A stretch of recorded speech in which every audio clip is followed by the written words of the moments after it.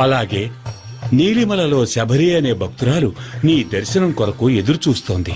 ఆమెను అనుగ్రహించి మోక్షాన్ని ప్రసాదించడం నీ కర్తవ్యం.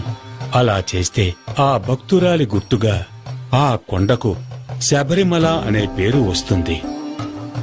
అంతేకాదు, ఆ శబరిమల పైనే నీ ఆలయం నిర్మించబడుతుంది.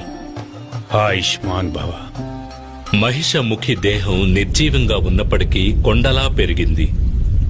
అలాగే వదిలేస్తే సూర్య చంద్రాదులను కూడా కప్పివేస్తుంది అనిపించడం వల్ల అయ్యప్ప మహిషముఖి శరీరాన్ని పాతాళానికి తోసి రాళ్లతో కప్పివేశాడు.